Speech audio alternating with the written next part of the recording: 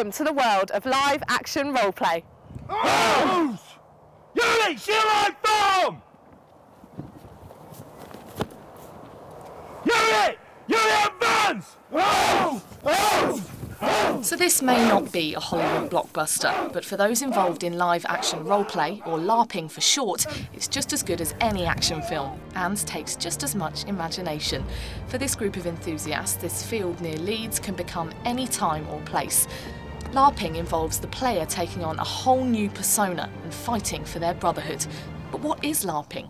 Live action roleplay is cross-country pantomime, probably, is the best way to explain it. It's a good weekend away. We go away as all the lads together, drink lots of beer, run about as you see, hit people with rubber swords.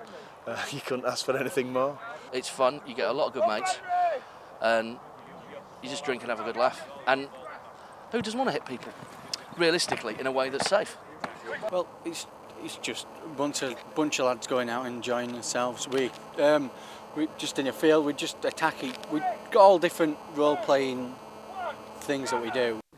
OK, so maybe not everyone's entirely sure what it is, but one thing's for certain, it's not a fad. LARPing's actually been around since the 1970s.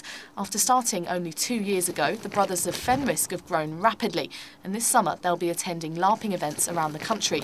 But what attracts so many people? The other lads come along, we teach them self-defence, because that's part of what we do.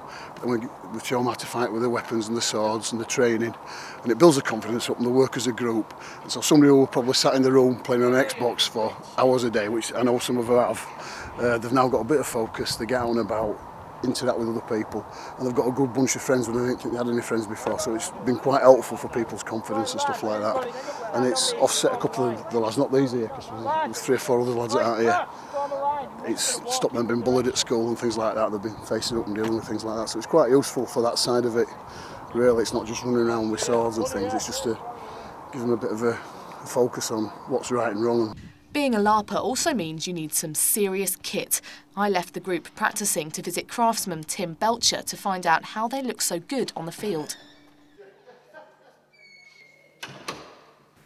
Hello Tim, I'm Sarah. Nice to meet you. What are we making today then? We're going to make a helmet called a Ripper today. Right, OK, let's do it. Come on, look. Tim set up his own business to make bespoke costumes to increasing demand from LARPers. He works with leather to create outfits that allow LARPers to live in their ultimate historical fantasy. Invented after players decided to move from board games to acting out the pieces themselves, LARPing events attract thousands of followers all over the globe. And to be a LARPer, you can invent any character from a variety of worlds. Tell us what sort of customers you get, what kind of people you get.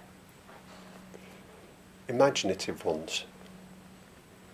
You have to have a certain amount of imagination to play the game, to stand there and occasionally look at somebody wearing probably not much more than a sack and a rubber mask and think, that's an orc, he's going to try and kill me.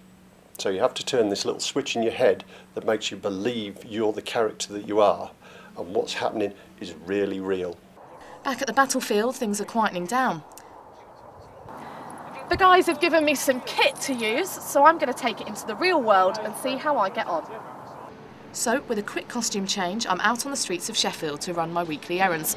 But perhaps I should have left my LARPing outfit behind.